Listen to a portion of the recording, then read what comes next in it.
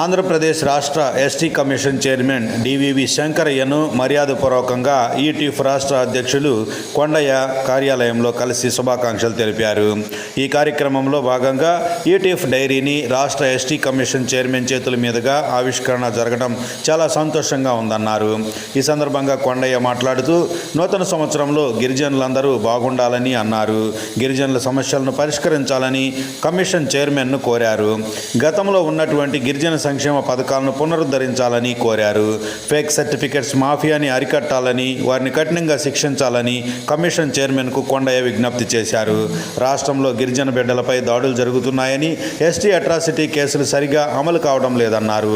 అన్యాయంగా దాడులు చేసిన వారిపై చట్టపరమైన చర్యలు తీసుకోవాలని కొండయ్య కమిషన్ చైర్మన్ను కోరారు.